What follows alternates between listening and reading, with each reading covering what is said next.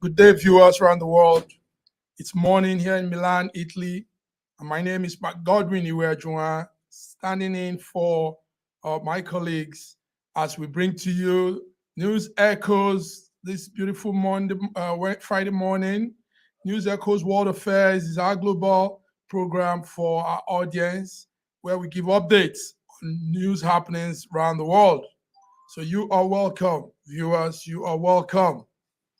Before we go into the news, while I wait for my colleagues and coordinators to join me, let's look at some of the newspaper headlines making round around the world.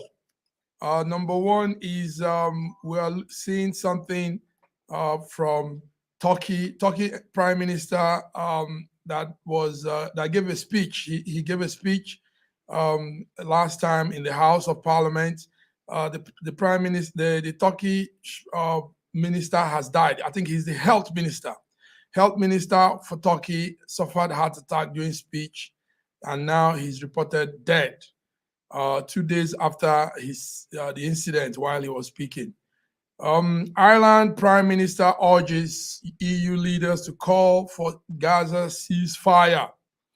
The Irish prime minister Leo Varadkar says there are some truth to the accusation that EU employs double standard on Gaza issue. These are some of the news making round on from the papers. This morning also, the paper is reporting that the UK is considering banning children from the ages of 16 from social media platform TikTok and Instagram under a fresh crackdown that has been considered by ministers. So officials will lay out a consultation plan next month, and they will see how this can best work for families and for children.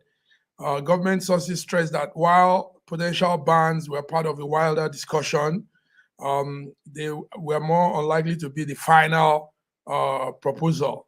So, but anyway, there's a plan to keep children that are 16 and below out from social media, TikTok and Instagram. So that's it for our news headline. We go straight to our discussion while we wait for I wait for some of my colleagues to join. But in the news during the week, as we follow up the Hamas-Israel update. Hamas-Israel update, we're getting information that the Palestinian death toll has hit about 18,756 people. So 18,756 people are dead so far. And that's not pleasant at all. That's not nice to hear, because these are human lives, these are human beings, and you don't take people away like that. So also, some of the things we're following up on the Hamas Israel update is that Israel says the Gaza war will continue with or without international support. Israel says the Gaza war will continue with or without international support. So according to some senior U.S. officials, discussion over a possible ceasefire might hit a dead end, because the Israel Foreign Minister Eli Cohen said his country will continue the war in Gaza irrespective of all the international backing. He said Israel will continue the war against Hamas with or without international support. That's how he put it. So a ceasefire at the current stage is a gift to terrorist organization Hamas, and will allow it to return and threaten the residents of Israel. This is what Eli Cohen is saying, Israel Foreign Minister. And but the United Nations General Assembly has backed for an immediate ceasefire in Gaza, and they are pushing more on that. So also in that update from the Gaza-Israel situation, we are told that a Tanzania student was killed on that October the 7th. Joshua Molea died when they struck at the venue of the event in Gaza. The information says that Joshua is an Greek student, an intern at Israel at that point when the strike happened, and he was caught up in the situation. So it's a sad one. Joshua, an African, a Tanzanian, died during the October 7 strike by Hamas on Israel. Also, updates were following on that.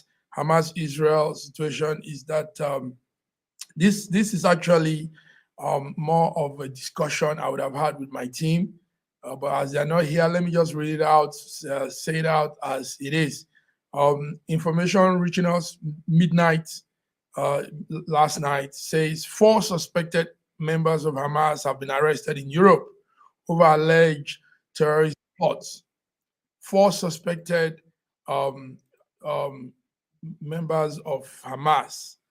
Yes, coming right in time to join in this discussion is my brother and friend, coordinator from Russia, Dr. Godwin Ibe. Good morning, Dr. Godwin Ibe. Good day. I hope I'm audible. Yes, you are. Clear, audible, and bright. You're shining too. Great. I may try to change my headphones a bit, so there's no. You're audible. It's clear. It's good. Don't worry. Unless you want to do that. No, it's fine. Yes, it's all good. So you're welcome, Dr. Godwin. I thought I would be in the studio all alone, and we are like a moving train. We just hit it off like that. So I was talking to some of the audience viewers, and I gave some news headlines. Part of which is the one that I said last was the European government is looking into banning children from the ages of 16 below from having access to TikTok and Instagram. This is coming this morning. Yes, it's coming up this morning in EU. UK is considering it, and I think other European countries will follow suit. But it's a consultation for now, and they are looking at all the possible ways because there is a real strong wild activities, younger usage of TikTok and Instagram are being involving. So the proposal now is that that age limit should be put out. And so we're looking at that. Maybe by the end of the month, we will have a concrete conclusion on what the plans are on Instagram, TikTok for ages below 16. Also, newspaper headline is Israel Prime Minister, Ireland Prime Minister that is urging the EU leaders to call for a Gaza ceasefire. So the Prime Minister, Leo Varadkar, says there's some truth to the accusation that EU employs double standard on this Gaza-Hamas situation. So he's calling for ceasefire. And also, we have that headline from Turkey. One of the Turkey MP died last night. He was in the House making a speech 2 days ago. In the process of making a speech, he had a heart failure, and the information reaching us now is he's dead. That's from Turkey, a Turkey MP. May so rest in peace. So rest in peace. Thank you. So those were some of the newspaper cutouts that we were looking at. So and we came into the discussion. The discussion is on the Hamas Israel update, and what we have here from some of the what we're looking at is 18,000 Palestinians have died so far in this whole thing, and it's not a good one. 18,000, almost about 19,000, 18,756 people have so far lost their life in this situation. And Israel is saying that with or without international support, that they will We turn now to continue Thomas Graham, who served on the National Security Council staff. Palestinians. So, Dr. Godwin, yes, I see you're bringing in something there. So let's talk about this. Let's talk about this whole Israel Hamas situation.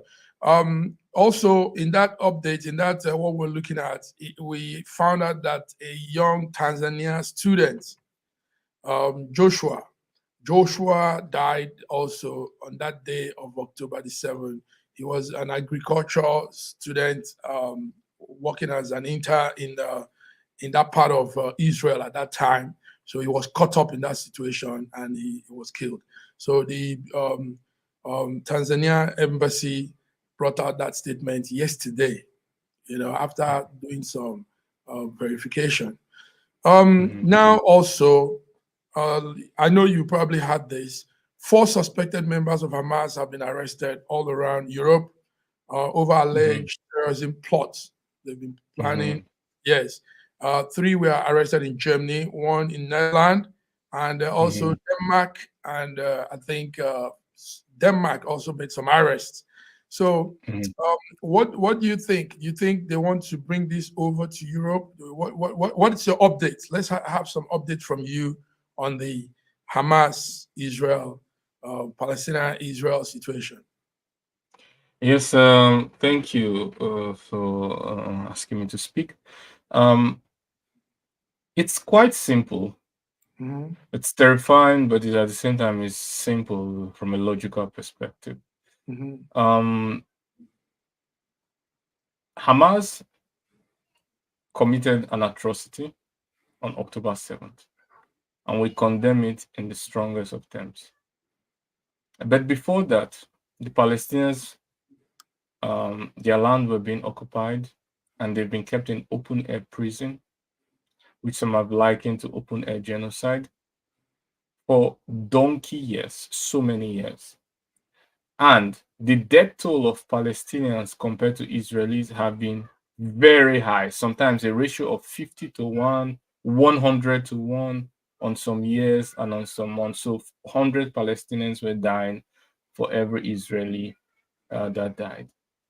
So as much as the media, which are obviously sponsored by they know who, will prefer to look at only one date, but you cannot do that if you want to be fair, if you want to be equitable, if you want to be just, and if you want to speak for the interest of humanity and not your pocket. Then it is very clear that both sides have suffered in this conflict significantly, with the Palestinians suffering even more. And that is why we call for, I and so many other people, in fact, most of the world, call for a 2-state solution, ceasefire, to stop the bloodshed, to stop the violence. And I also think that if there was a 2-state solution, and if these UN resolutions were heeded too, the probability of this October 7 incident happening would have been less. And by the way, I see Hamas as not just a an organization that commits terror as it did on 7 sometimes, but I also see it as an ideology, in the sense that if you rob people of most of the deaths that have been occurring, 50% are children, while the other 50% are adults who these children depend on. So if you kill someone's father, someone's mother, someone's dependent, some of them lose their parents, and they also lose their limbs, and they cannot work, they cannot take care of themselves. They are just, they have at least less hope than most of us do have. And if you tell such a person to join Hamas to kill the person who brought misfortune to him, I think he will easily join. And that is just common sense. It's easy to radicalize people when you subject them to poverty, or you torture them, or you kill people that are close to them. It's very easy to radicalize them and to create much more, 100 more different type of Hamas. That is why the way out is not violence, but being just, giving them what is what, and at the same time making them prosperous so that they wouldn't be radicalized to commit such atrocities. Let me come in now. Good one, Dr. Ibe. The two-way state solution, like you've always said here to Dr. Ibe, is an international supported proposal. And somehow, yes, everybody says that's just the answer to this. But what Israel is saying that a two-state solution will give Hamas. You see, Israel's problem is Hamas. Because as at yesterday, do you know that there was a poll done by Al Jazeera? Al Jazeera did a poll, they went to the streets or some parts of Israel and even Palestine, and they found out that Israelis and Palestinians have been living peacefully. Yes, they've been living peacefully, like they said, and but they said everything changed after October 7th. He said, if not for Hamas, we could have lived peace. We could have been living with the Palestinians. This is the conversation in Israel now. Many Israelis are saying so, but everything has changed since October 7th. So the two-way solution, it seems to be the best way out. But Israel ambassador yesterday night, I don't know if you followed that, told the UK, he was speaking in the UK, said they totally reject that two-state solution. He said it would be a gift to Hamas, that Hamas will use that as an opportunity to come in. And she said a lot. So what will you also say could be an alternative if Israel is not taking to the two-state solution? What could be another alternative? Do you think there could be any other? I'll be very frank with you. When you say narcissistic proposal, you should be able to say, hey, this is narcissism. We hate Nazism, and we hate narcissism. You cannot imagine you have money in a bank, in a deposit, and the bank says, we won't give you your money because the last time we gave you your money, you helped your brother who we don't like. How would you feel? It doesn't matter what Israel thinks. It doesn't matter how they feel about it. The point is that the people deserve to have their land and not to live. And it does not matter, even if they have to hate them, even if they have to hate to do it. Let them hate it and still do it. Nobody cares about how good they feel about doing the right thing. And nobody should care about that. We are talking about the right thing. We're not talking about who you feel you are gifting or who you feel you're not gifting. That is should be, and that should be squarely your problem and your ability to control your emotions. But the fact is that these people do not deserve as well to live in an open air prison where their food, electricity, water is controlled by one state. They can't come in or go out. They can't import or export unless it goes through another state that they do not want to be part of.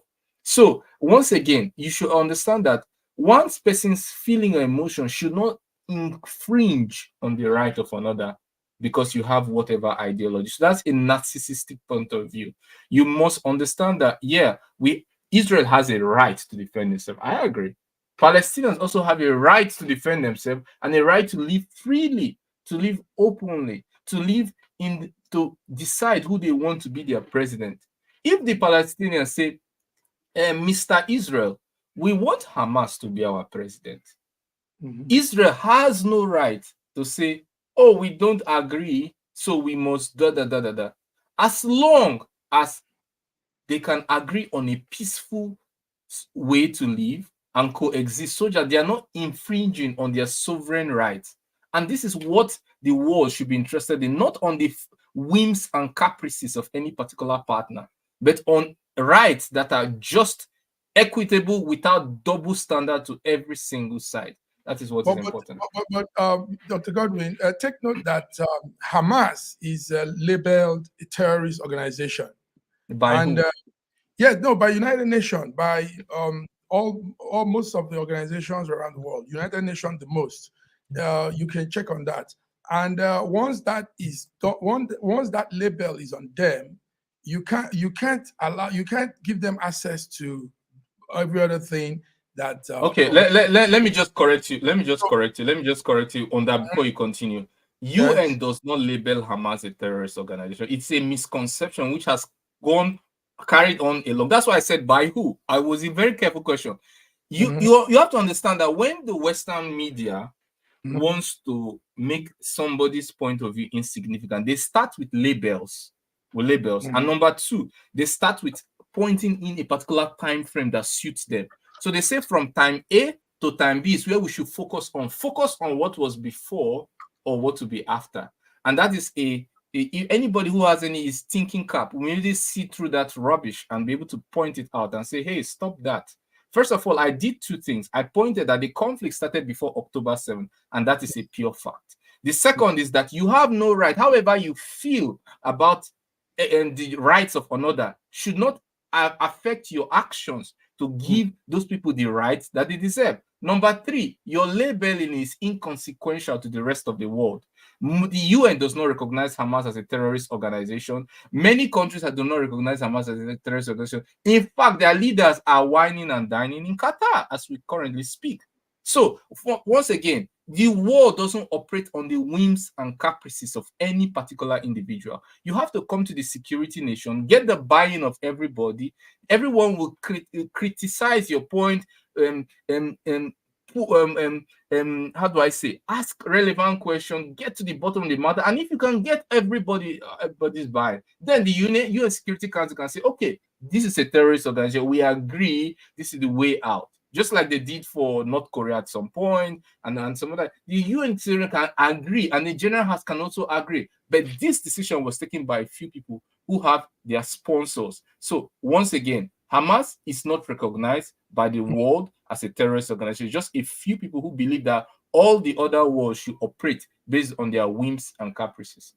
Thank you very much. Yes, that's cleared out. But let's go on with what I was saying earlier before. Now, the two-state solution, like we were saying, is to give access to Palestinians as a state, and to have that access in West Bank and Gaza, and with East Jerusalem, I think, as its capital. So that's also coexisting alongside with Israel. Now, it is just some points, some key points that they want. They want to have access with. But the territory in question, like we've been saying for long, you've been saying that since 1967, these territories that they want to themselves has been in dispute for a long time now. Now, the question now is, since Israel is not accepting that issue, Israel doesn't want to accept that. He sees it as an illegal issue. He's not taking to it. What could be another solution? What do you think we can do? Because Israel does not agree. And like you just talked of United Nations not labeling Hamas as a terrorist nation, that's also one of the anger of Israelis. The Israelis Israel feels Hamas should be labeled a terrorist organization. And Israel feels if that is done, probably they begin to have some discussion on how to create a two-state solution arrangement. So if this is not working, what do you think can be working? But I'm neither here for the feelings of Israel or Palestine. I'm neither here for any of that. I absolutely don't care how they feel. I care about justice, and I care about interests. And I understand that when somebody, for example, you kill the person, 50% of the deaths are children, and then you kill their father, you kill their relatives, you kill the people they depend on. Some of them are crippled, are saying, I have nothing more in life. My parents are dead. You've blown off my limbs. I have nothing more to live for. Kill me. Children are saying that. You see them saying that because their legs are off and their parents are dead. And then you come and then you now say, okay, let there be peace. Forget about what happened. Let there be peace. Are you in Nigeria? You say they whine me. Are you out of your mind? The price is not worth it. Why would they want a peace at the point when you have made their life useless? You have to offer something to make the case worth it. And for Palestine, what will make the case worth it to say, okay, you have suffered this horrendous loss, you have done that, we make the price that'll be what you say, okay, all this sacrifice that have been done was to achieve your two-state solution, which you have successfully achieved. It will be a prize which you can offer on the negotiation table. Also, I support the Abraham Accords, which were agreed, that recognizes the state of Israel. I recognize the state of Israel. I love Israel. I love Palestine. I recognize the state of Israel. And I think the Abraham Accord was a fantastic agreement. And it's something that Trump was not given enough credit for. But the mistake was that he didn't take into consideration the statehood of Palestine in that accord. And he didn't take into the account of the neighbors that are influential, like the Hezbollah just in Lebanon and Iran. You have to give Palestine, and then you get the buy-in of even the neighbors, even the Hezbollah, even the Lebanon, even Iran, and then you have an all-encompassing Abraham Accord that recognizes the state of Israel fantastically, recognizes the state of Palestine. Wonderful. That was a step forward. But the Biden administration could have built up on that to ensure lasting peace. So I'm not here for feelings. I'm here for justice and to say the truth, because I don't care about sponsorship or withdrawal of sponsorship or sanctions or withdrawal of sanctions. I'm just here to speak the truth, irrespective of feelings. Okay. Anyway, it is also known that United States, European Union, and some countries have labeled Hamas anyway as a terrorist organization. Now, the other thing is some of these Hamas guys coming to Europe to spill it over here, and it will escalate more tension and create more animosity, more into the war that is raging, that we want them to stop. So so far, like I said, 4 suspected members of Hamas arrested around Europe, and it doesn't look good, but we hope this ends there so that we can really begin to talk about ceasefire and really bring this whole thing to a halt.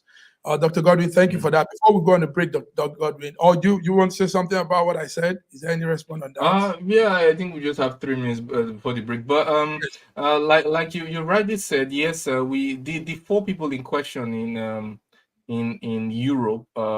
Once again, I'm usually skeptical when I see all these labelings and all these investigations that the evidence wasn't presented to the public and somebody just made a conclusion. I'm usually very skeptical about those things. I want to see the evidence, or it corroborated in many places before I buy the story. And so far, it seems to be from one or few sources, which is not enough for me to draw a conclusion. But however, with that being said, 4 people that are arrested linked to Hamas is just more of what we are saying. You do not kill an ideology, you kill only the offshoots.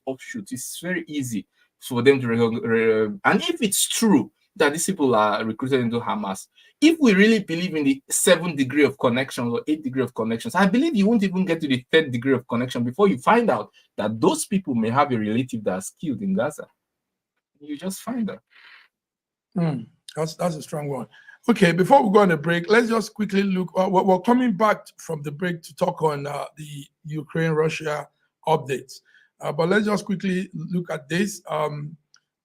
It's the Venezuela situation, Venezuela and Guyana. They are meeting as we're talking now.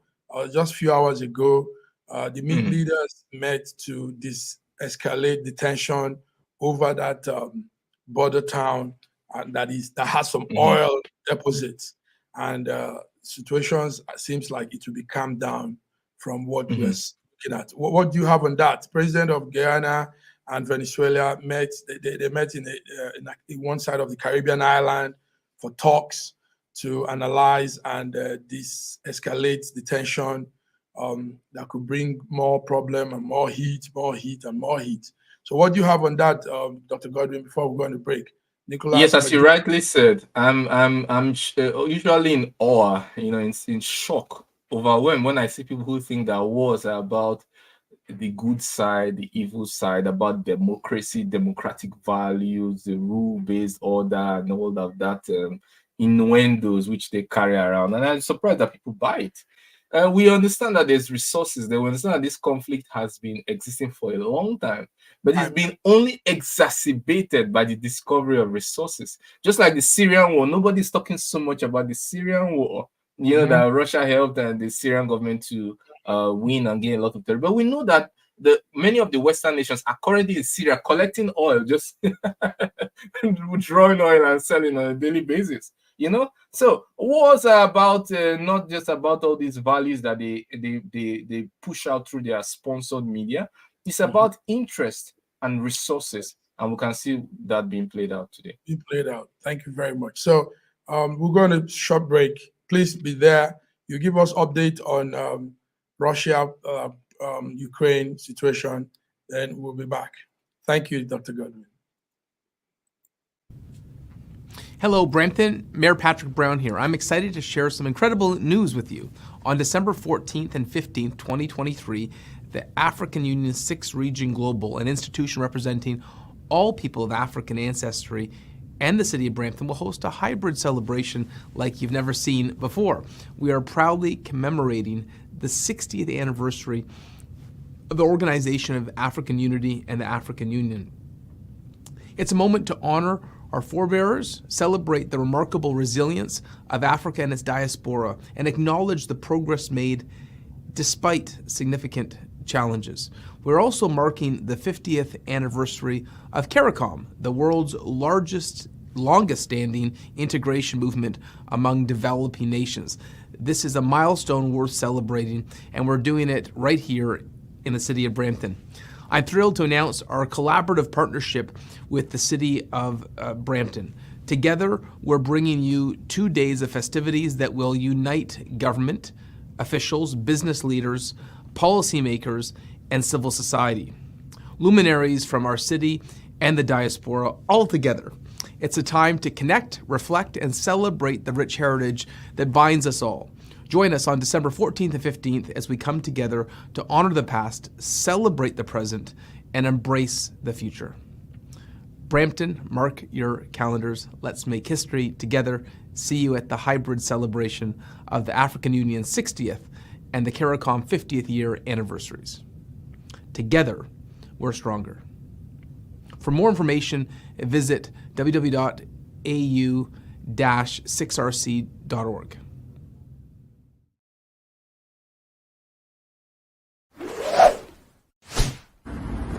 A year ago, I wrote a book titled The Final Solution, and I was trying to say to the rest of the world that there are challenges ahead.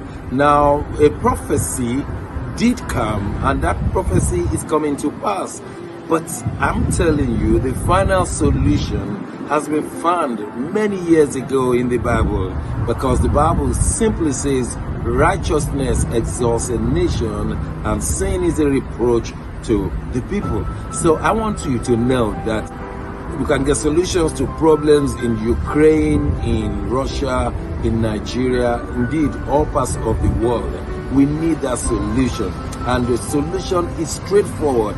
Please get a copy of my book. It's the Final Solution by Bishop Shegun Johnson, and you can find it in Kindle, in Amazon. Just type Bishop Shegun Johnson, The Final Solution. It will come. It's very, very small book you can read within 2 hours, but it contains the final solution. Do get a copy. Not getting it is doing disservice to humanity. Don't forget The Final Solution.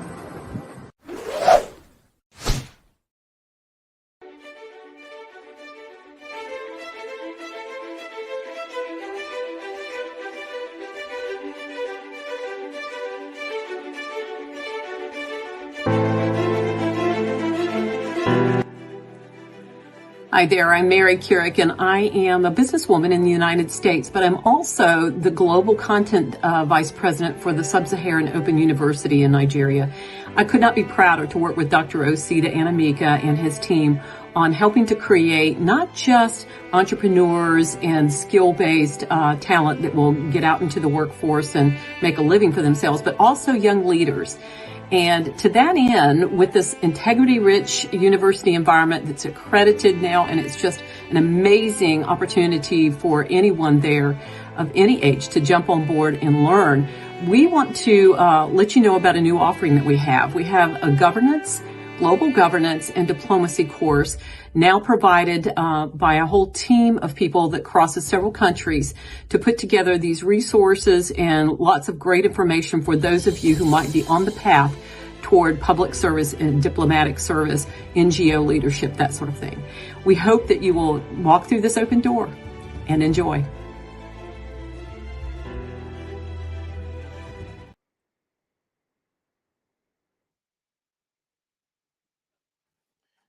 Viewers, you're welcome. Welcome to our program, second segment of News Echoes, World Affairs Friday today. And we're looking at news headlines. We're looking at occurrences around the world. Dr. Ibe, before we come to the update on Ukraine, Russia, the Albanian Supreme Court yesterday afternoon temporarily blocked an Italian asylum seeker plan they had. So Italian and Italy and Albania planned to, they had a joint plan to send thousands of asylum seekers to Albania for processing. Then when they are processed, depending on what the outcome is, they are either, these asylum seekers are either deported back to their country, or Italy takes them in and they also share among themselves, and an amount of money is paid to Albania, and all that was the deal. So, but he went to the Albanian Supreme Court yesterday, and the court said no. I don't know if you're following that story. I was following it because I'm in Italy, and we watch those stories. So, yes, you want to say something? Go ahead. So yeah, I haven't been following the story, but it's interesting to me. Why does an asylum application have to go to the Supreme Court? No, the plan, the deal between the two countries. Okay. In that case, yes. in that case, it's a sovereign country, and they should decide what is in their interest. The European Union as a whole are at fault in this particular case, because they've created a situation that creates migration risks everywhere. I mean, when there's a war in a neighboring country, it's natural that people will emigrate from that country to your country, even if they have to take risks, even mortal risks, to get to another country. They will do that. Sometimes they float in rivers with crocodile. Sometimes they go over dragon teeth and barbed wires to escape war. Some of them drown in the process. I think it's anybody with like any thinking cap understands that when you sponsor wars in neighboring countries, whether it's Ukraine, whether it's Syria, wherever you sponsor wars, you create a migration risk. And so instead of medicine after death, why don't you solve the cause of the problem by developing countries, yes, and developing those countries so that, and let them be there. Let those citizens be there. Let them be working. Let them be working there. Let them be living there, so that they will know it will be undesirable for them to leave, to take such risks to come to your country, and that's what is happening. So anyway, the opposition of both countries have said they are not taking to the plan. Italy is bringing up this because of that UK plan also to take asylum seekers to Rwanda. They are copying from that arrangement. So anyway, the deal was signed. It was almost going through. The Prime Minister of Italy and the Prime Minister of Albania, they were almost working it out, but it got to the court. It got to the Supreme Court because oppositions were really rising up against it. They don't want any of this, and now the Supreme Court has temporary anyway. It's temporary. It's not a permanent. Let me chip in something. Let me chip in something quickly. Another quick thing I want to say is that the another problem is which we see here is that the interests of the elites are usually different from the interests of the common man. And you don't know how much was moved into each other's account, both those prime ministers and the political allies, for them to say, okay, let's help you out here, brother, let's help you out. Come on, send them here. We can take them. After all, it's taxpayers' money. It's not my money you're using. It's taxpayer. We don't know what deal was done. But when the common man and say, wait, we voted this prime minister in, and he's making this deal, has he asked how he's going to pay for these people that are coming in? And then they go to their last resort, which is the court. So here we are seeing a divergence in interest between the elites and the common man. That's it. Yes, that's it. So the thing now, it is temporarily blocked, and I don't think. But the thing, like you've said, is still there are about 36,000 people that are seeking to be settled in Italy. 36,000, if not more, and if not more. And those are the ones you've counted. This number is coming, like what you've said, is coming from Ukraine. It's coming from all these problems around other countries, and everybody comes into Europe through Italy. So that's what we're saying. Now, before we also go into because I think the Russia-Ukraine update might be our last topic. Let's talk about something I know you see from another angle. I want your take on that.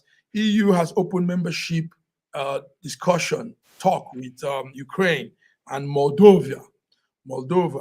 The European the European prime ministers have agreed. Some new moves have been put, and it looks like victory for Ukraine.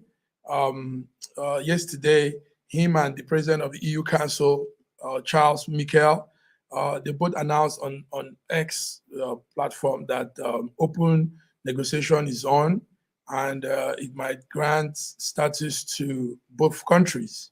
So this is what we're saying. And if that happens, it's a big move. That would be a giant move for Ukraine, Dr. Godwin. That would be a big one for Ukraine. It would be a victory for them and a victory for Europe too. And Zelensky is excited. He wants to see the dialogue be concluded. Already he started sending some messages around.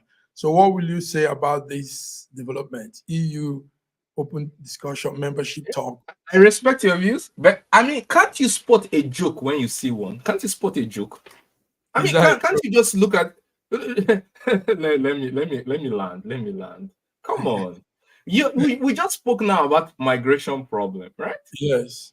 Those are the people who are trying to cross over through asylum. That's a barrier, an asylum barrier, a visa regime, which they try to cross over.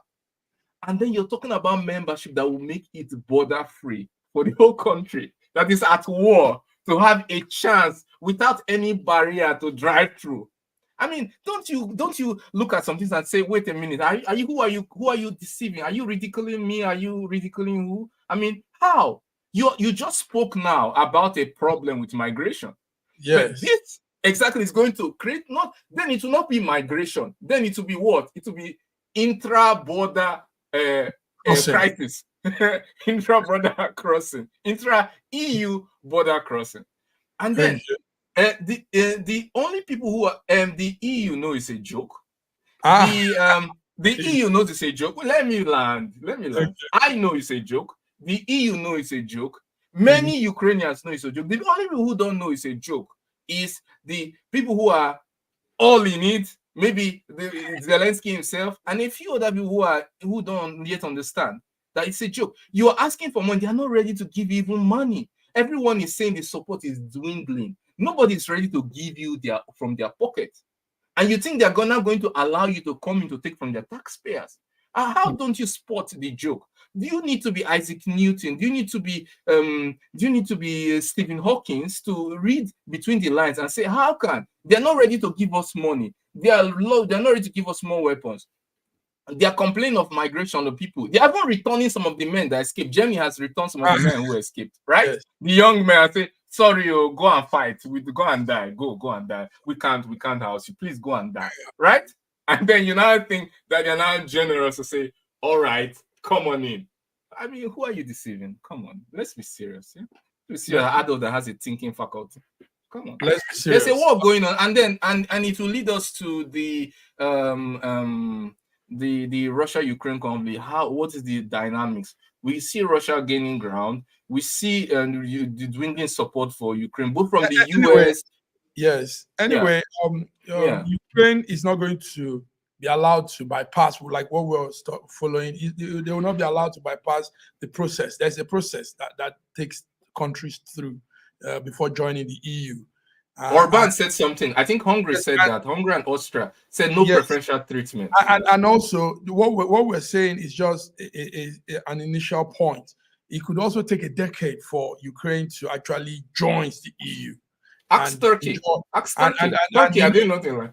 Yes, and when you join, you don't just begin to enjoy some full membership conditions. There are still things you have to use. It's a process. So it's just a starting point. We don't know where this starting point is. It's just intrigue. It's intrigue. It's not no substance. Just okay intrigue. For now. So anyway, the news was welcomed by Ukrainians, and Zelensky went on X, wrote, and also we know, like you said, it's sending a strong message to Russian President Vladimir Putin concerning how the West is losing interest in supporting Kiev and all that. So we know it's all part of politics and game playing, and everything looks like it's going on well for now.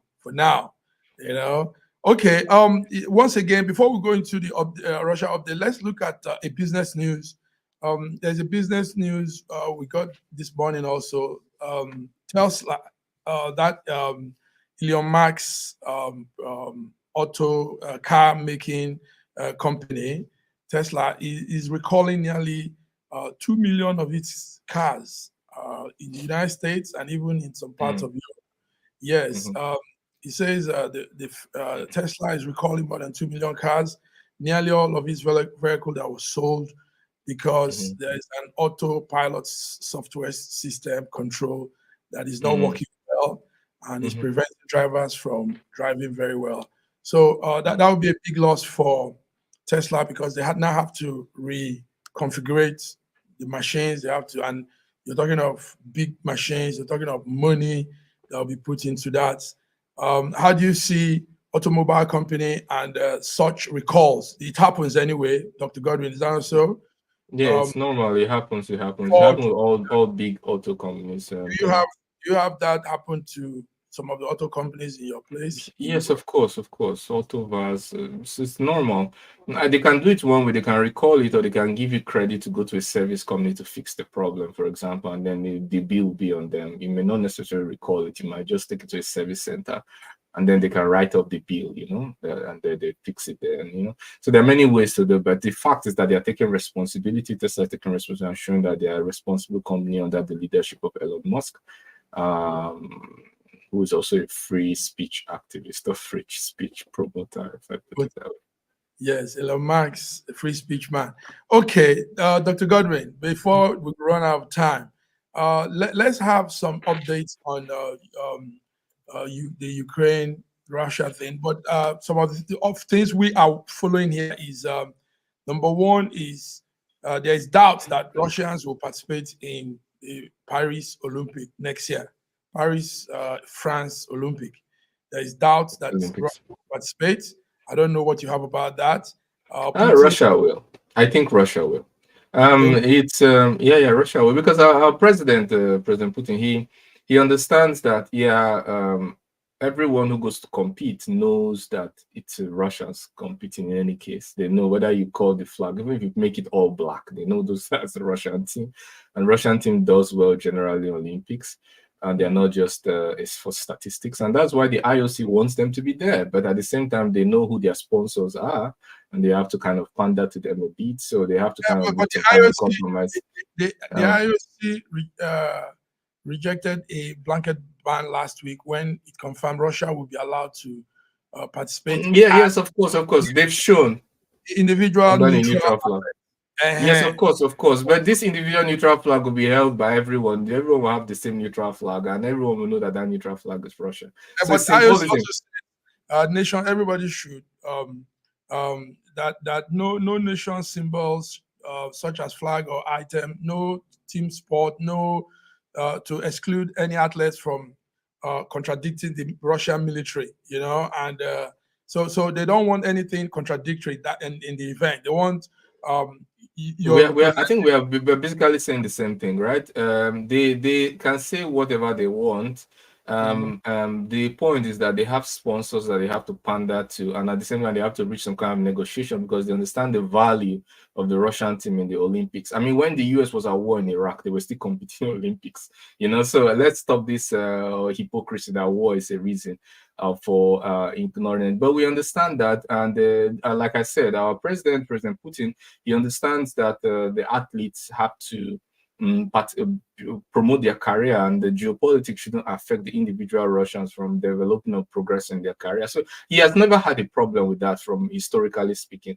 And then anything that is being delayed, when he says he's not sure, I think what he means is to look at the details of the agreement, the offer, the contract, if they are hidden things between the lines, if they are hidden commitments. Because I mean, every organization that Russia is a part of enjoys Russia's sponsorship, enjoys Russia's talents, enjoys the beauty of Russian culture. So basically, I think it's a fair compromise, and maybe not a fair compromise, but I think it's an acceptable compromise both by the Russians and by the IOC. Okay, acceptable compromise, both by Russia.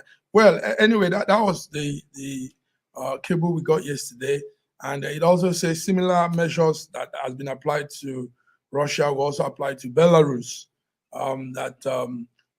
Belarus was like a partner in. But Israel can compete. Despite the Gaza, right? I'm not on that neutral flag, yeah? You get it. You see, when you see a joke, you should just be able to spot it. You don't need to be so.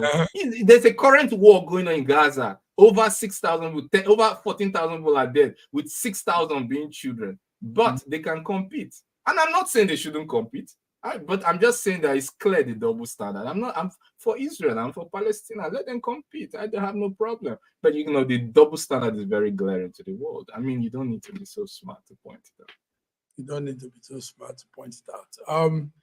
Thank you very much, Dr. Godwin. Dr. Godwin, do you have any news updates that you want to Yes, so Putin had President Putin, his full name, President Vladimirovich Putin, had a meeting with the press. Yes, and people. I think invited. I saw Western press there. I saw BBC, for example, there, and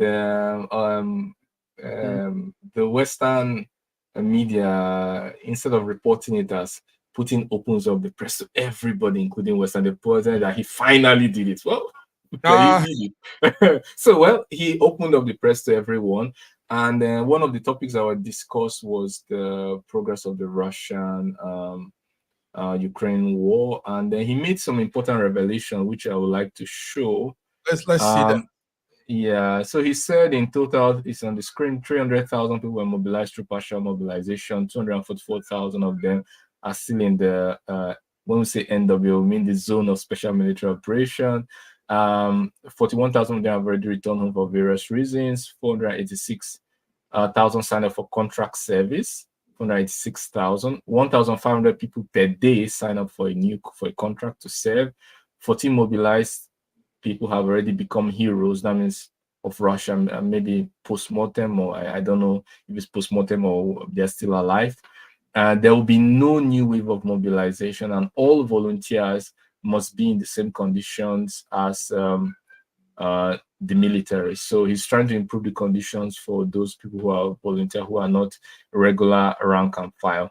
Also, we have, I think we have someone who spoke on that from PBS. I don't know if I can be allowed to play that. Yes, go ahead. Let's okay, get Today is that day. We turn day. now to Thomas Graham, who served on the National Security Council staff and at the State and Defense Departments. He's now a distinguished fellow at the Council on Foreign Relations. Thomas Graham, thank you very much. Welcome back to the News Hour. So this guy is from the West overseas. He served in the government in the West, and he said some things which are interesting. That's why I want to share to our viewers, because at least he seemed to be a little bit very objective in his statement. So I think for Westerners can listen to fellow Westerners. And we just heard Putin repeated the same objectives about Ukraine that he has been using since before the full-scale invasion began. What does that say about his intentions for the war? Well, it says quite clearly that he intends to continue this struggle. He certainly believes that time is on his side.